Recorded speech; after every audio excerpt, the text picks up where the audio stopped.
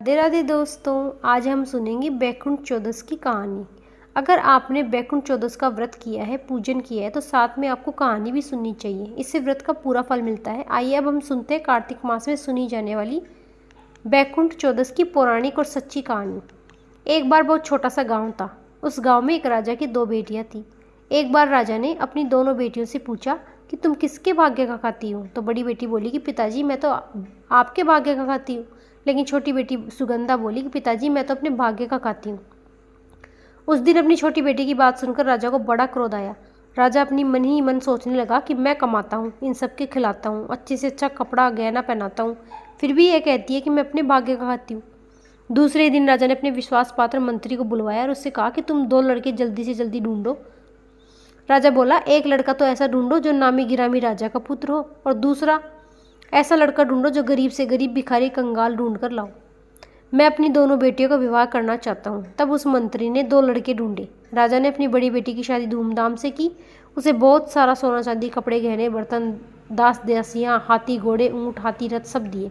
लेकिन छोटी बेटी की शादी साधारण तरीके से करी, एक भिखारी से कर दी, और दहेज में उसे मात्र केवल बोरी की टाट के कपड़े पहनाकर विदा कर दिया। यह सब छोटी बेटी के साथ हुआ। लेकिन छोटी बेटी सुगंधा फिर भी मुस्कुराते हुए अपने माता पिता को प्रणाम करके विदा ले ली। जब छोटी बेटी सुगंधा अपने ससुराल में आई तो उसने देखा कि उसका टूटा फूटा घर आंगन था। आंगन में 5 मिट्टी के चूल्हे बने हुए थे और 5 अलग अलग झोपड़ियाँ बनी हुई थी। ससुराल में सुगंधा की आवभगत करने वाला कोई नहीं आया। उस रात्रि सुगंधा को भूखे ही सोना पड़ा। सुबह जब वह सोकर उठी तो उसने पूछा, ये 5 चूल्हे किसके हैं। तब सुगंधा के जेठ ने कहा कि बहू हम 5 भाई हैं, तुम हमारे 5वें छोटे भाई की दुल्हन हो, और हम इन 5 झोपड़ियों में अलग अलग रहते हैं, और इन 5 में हम अपना अलग अलग भोजन बनाते हैं। सुगंधा ने अपने बड़े जेठ से पूछा कि इन 5 चूल्हों में से आपका चूल्हा कौन सा है। तब जेठ ने इशारे से बताया कि वह कोने वाला चूल्हा मेरा है। तब 5 भाई झोली लेकर के जाने लगे। तब सुगंधा ने अपने बड़े जेठ से पूछा कि आप सब कहाँ जा रहे हैं। जेठ ने कहा कि बहू हम सब तो भिखारी हैं और भीख मांगने जा रहे हैं। उस समय सुगंधा उनसे कुछ भी नहीं बोली। उनके जाने के बाद सुगंधा के बड़े जेठ के चूल्हे को छोड़कर सारे चूल्हे तोड़ दिए और सभी झोपड़ियों की और आंगन की सफाई कर पूरे आंगन में कुंवारी केकड़ी के गोबर और पीले मिट्टी से लीपा और सुंदर सुंदर मांडे बनाए। जेठ के चूल्हे को भी मिट्टी से लीपा और फिर वह नहा धोकर आंगन में बैठ गई और अपने चारों जेठ और पति का इंतजार करने लगी। शाम को वे सभी आए। सबकी झोली में थोड़ा थोड़ा आटा था। सुगंधा ने कहा कि आप कहाँ गए थे। तो जेठ ने कहा कि बहू हम तो भिखारी हैं, हम तो भीख मांगने गए थे और हमारा कोई काम आता भी नहीं है। सुगंधा ने कहा कि आप अपनी झोलियों को यहाँ रख दीजिए और आप सभी तालाब पर स्नान करके आइए और आते समय ठाकुर जी के मंदिर में दर्शन करके आना। तब तक मैं आप सबके लिए खाना बनाती हूँ। जब भी सभी भाइयों ने घर आंगन को साफ सुथरा देखा तो उन्हें अच्छा लगा। तभी एक जेठ बोला कि इसने हमारे चूल्हे क्यों तोड़े, यहाँ तो सिर्फ एक ही चूल्हा दिखाई दे रहा है। तब सुगंधा ने कहा कि आज से हम एक ही चूल्हे पर भोजन बनाएंगे।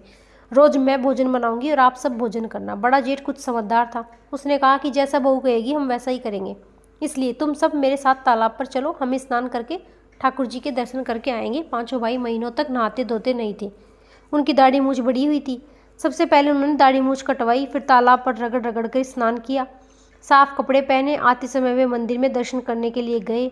कभी वह मंदिर की सीढ़ियों तक भी नहीं चढ़ते थे। आज वह मंदिर में जाकर के बैठ गए, क्योंकि उन्हें ना पूजा करना आता ना ही कोई मंत्र आता था। वे चुपचाप हाथ जोड़कर खड़े हो गए। इसके बाद वे घर आए और उन्होंने स्वादिष्ट हलवा पूरी सब्जी खाई। उन्होंने आज से पहले ऐसा स्वादिष्ट भोजन भी नहीं खाया था। इस तरह वे भोजन करके रात्रि में सो गए। सुबह जब वे सोकर उठे और हमेशा की तरह झोली उठाकर भीख मांगने के लिए जाने लगे तो सुगंधा ने कहा, आज से आप मेहनत मजदूरी करके जो भी काम मिले वही करना, लेकिन भीख मत मांगना। उन सब की झोलियाँ वहीं रखवा ली। तब बड़े भाई ने सुगंधा से कहा कि बहू हमें तो कोई काम करना भी नहीं आता, हम क्या काम करें। सुगंधा ने कहा कि जो भी काम मिले आप वही करना, लेकिन भीख मत मांगना। सभी भाई घर से निकल पड़े। थोड़ी दूर जाकर वे आपस में बात करने लगे कि हम क्या काम करेंगे। बड़े भाई ने कहा कि जो भी काम मिले वही करना। सभी भाई अलग अलग दिशाओं में काम की तलाश में निकल गए। सुगंधा के पति को गेहूं की बोरियां ढोने का काम मिला, तो किसी को ट्रॉली खींचने का, किसी को गाड़ी खींचने का, तो किसी को बैलदारी का। इस तरह 4 छोटे भाइयों को कोई ना कोई काम मिला, लेकिन बड़े भाई को कोई काम नहीं मिला। शाम को जब बड़ा जेठ घर आ रहा था तो उसने रास्ते में एक मरा हुआ सर्प मिला। उसने घर आकर अपने छोटे भाई की पत्नी से पूछा कि बहू मुझे रास्ते में यह मरा हुआ सर्प मिला, इसे मैं कहाँ रखूँ। सुगंधा ने कहा कि आप इस सर्प को झोपड़ी के ऊपर फेंक दो। इस तरह से 5 भाइयों ने भीख मांगना बंद कर दिया और वे मेहनत मजदूरी करके रहने लगे। तब एक दिन नगर में यह खबर आग की तरह फैल गई कि रानी का 9 का हार कोई चोर चुरा कर ले गया। जिसे भी मिले वह वापस लौटा दे तो राजा ने उस मुंह मांगा इनाम दे देगा। उसी दोपहर में एक चील उन 5 भाइयों की झोपड़ी के ऊपर से गुजर रही थी तो उसकी चोंच में रानी का 9 का हार था। उसने हार उन झोपड़ियों के ऊपर गिरा दिया और झोपड़ी पर पड़ा हुआ मरा हुआ सर्प लेकर के उड़ गई।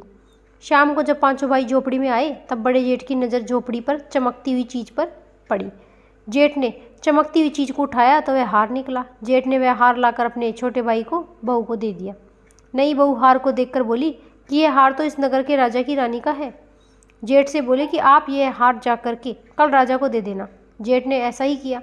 दूसरे दिन जेठ इस हार को लेकर राजा के महल में गया और पूरी बात बताई कि यह हार एक चील लेकर उड़ गई थी और वह हमारी झोपड़ी पर गिराकर चली गई। राजा रानी हार को देखकर बहुत खुश हुए। राजा ने उससे कहा कि तुम मांगो, तुम्हें क्या चाहिए? जो तुम मांगोगे वह तुम्हें इनाम में दे दूंगा। तुम कहो तो मैं 40 गांव का तुम्हें सरपंच बना दूं, कहो तो तुम्हें महल में नौकरी दे दूं, तुम राज दरबार का मंत्री बना दूं, सोना चांदी ऊँट घोड़े हाथी जो कुछ तुम चाहते हो वह मैं तुम्हें देने को तैयार हूँ। तुम कहो तो मैं 1000 सोने की अशर्फियाँ दे दूँ। बोलो तुम्हें क्या चाहिए? तब जेठ बोला कि महाराज मुझे मांगना नहीं आता, मैं अपने छोटे भाई की पत्नी से पूछ कर बताऊँगा। तब राजा ने कहा जैसा तुम चाहते हो वैसा ही होगा। जेठ घर आया और घर आकर पूरी बात बताई। अब छोटे भाई की पत्नी को बताई। तब सुगंधा अपने जेठ से बोली कि आप राजा जी से कहना कि वे बैकुंठ चौदस के दिन पूरे नगर में कोई भी दीपक ना जलावे, यहाँ तक कि हे महाराज आपके महल में भी कोई दीपक ना जलावे, पूरे नगर में अंधेरा रहे, बस मैं यही चाहता हूँ। तब जेठ ने जाकर राजा को अपने छोटे भाई की पत्नी वाली पूरी बात बता दी।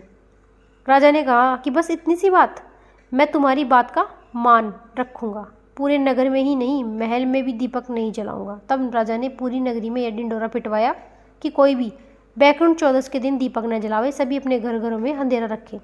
तब उसके बाद बैकुंठ चौदस का दिन आया। बैकुंठ चौदस के दिन पूरी नगर में अंधेरा था, यहाँ तक कि राजा के महल में भी। उस दिन सुगंधा ने पूरी झोपड़ी में सफाई करी और पूरी झोपड़ी में दीपक जलाए।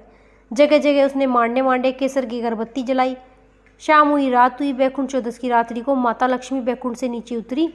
पूरी नगरी में अंधेरा था, सिर्फ एक झोपड़ी ही जगमगा रही थी। माता लक्ष्मी गिरती पड़ती लहू लुहान हो गई। अंत में वे सुगंधा की झोपड़ी पर गई और दरवाज़ा खटखटाया और अंदर से सुगंधा ने कहा कि कौन है? तो माता लक्ष्मी बोली कि मैं इस घर की बेटी हूँ। तब सुगंधा ने कहा कि आप यहाँ से जाइए, यहाँ तुम्हारे लिए खाने को कुछ नहीं है, तो खुद ही बहुत गरीब है। इस तरह माता लक्ष्मी ने 2 बार दरवाज़ा खटखटाया और दोनों बारी उन्होंने यही कहा कि मैं इस घर की बेटी हूँ, लेकिन दोनों बारी सुगंधा ने एक ही जवाब दिया कि हम तो पहले ही खुद गरीब हैं, इस घर में आपके लिए कोई जगह नहीं है। तीसरी बार माँ लक्ष्मी ने फिर से दरवाज़ा खटखटाया। बहू ने अंदर से कहा कि कौन है? तीसरी बार माँ लक्ष्मी ने कहा कि मैं तो इस घर की बहू हूँ और 7 जन्म तक इसी घर में रहूँगी, अब तो दरवाज़ा खोलो। तब सुगंधा ने कहा कि दरवाज़ा तो खुला ही है, आप अपने पाँव की ठोकर से दरवाजे को खोलिए। माता लक्ष्मी ने जैसे ही सुगंधा की झोपड़ी को ठोकर मारी तो वह झोपड़ी आलीशान महल में बदल गई।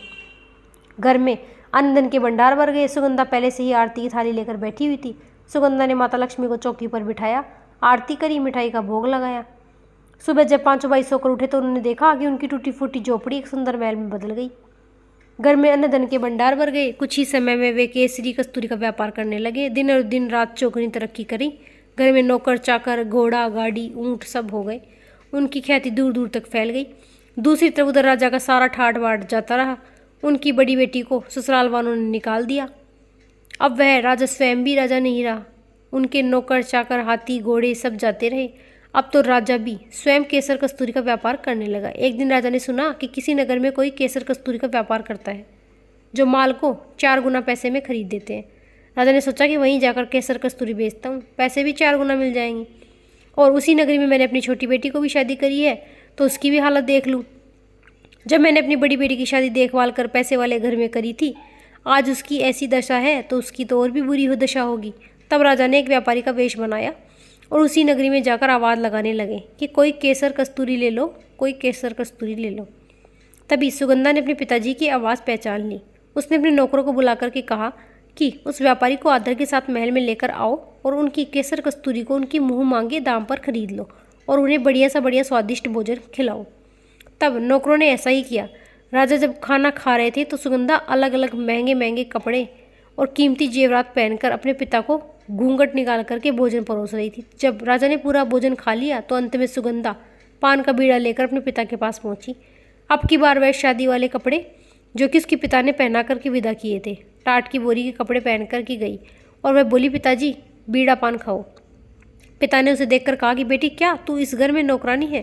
तो सुगंधा बोली, नहीं पिताजी, यह महलनुमा मकान, यह ठाट बाट नौकर चाकर सब मेरे हैं, यह सब मेरे भाग्य से हैं। पिता ने कहा कि बेटी लेकिन तूने तो वही ठाट की बोकरी वाले कपड़े पहन रखे हैं जिससे मैंने तुझे विदा किया था। तब सुगंधा बोली, पिताजी आपको बार बार जो भोजन परोसने आई थी वह मैं ही थी, यह भी मैं ही हूँ। सुगंधा बोली, पिताजी यह पूरा घर कारोबार सब मेरे भाग्य से है और आप आज जो राजा से एक व्यापारी वेश में है यह आपके भाग्य है। पिताजी सब अपनी किस्मत की खाते हैं, यह मेरी किस्मत है कि आज मैं इस नगर की सेठानी हूँ और यह आपकी किस्मत है कि आपके सर केसर पस्तूरी बेच रहे हैं, इसलिए आज के बाद कोई किसी को यह ना बोले कि कोई किसी की किस्मत का खाता है। तब उसके पिता ने अपनी हार स्वीकार कर ली और वे बोले कि बेटी तू सही कहती है, आज मैं हारा और तू जीती। इस तरह आज मैंने आपको कार्तिक मास में सुनी जाने वाली बैकुंठ चौदस की एक पुरानी कथा सुनाई। गणेश जी की कहानी। एक बुढ़िया माई थी, मिट्टी के गणेश जी की पूजा करती, रोज बनाए रोज गल जाए। एक सेठ का मकान बन रहा था। बुढ़िया बोली, पत्थर का गणेश बना दो। मिस्त्री बोले, जितने में हम तेरा पत्थर का गणेश गढ़ेंगे उतने में दीवार न चिन लेंगी। बुढ़िया बोली, राम करे तुम्हारी दीवार टेढ़ी हो जाए। अब उनकी दीवार टेढ़ी हो गई। वो चिने उठावे चिने उठावे, इस तरह करते करते शाम हो गई। शाम को सेठ आया, उसने कहा आज कुछ भी नहीं किया। वो कहने लगी कि एक बुढ़िया माई आई थी, वो कह रही थी मेरा पत्थर का गणेश गढ़ दो। हमने नहीं गढ़ा तो उसने कहा दीवार टेढ़ी हो जाए। तब से दीवार सीधी नहीं बन रही, बनाते हैं टेढ़ी हो जाती है। सेठ ने बुढ़िया बुलवाई। सेठ ने कहा हम तेरा सोने का गणेश कर देंगे, हमारी दीवार सीधी कर दो। सेठ ने बुढ़िया की सोने का गणेश सीधा कर दिया, कर दिया। सेठ की दीवार सीधी हो गई। जैसे सेठ की दीवार सीधी करी वैसे सबकी करना। कहते सुनते हुकारा बढ़ते सबकी करना। बोलिए गणेश जी महाराज की जय, बोलिए कार्तिकेय भगवान की जय। राधे राधे।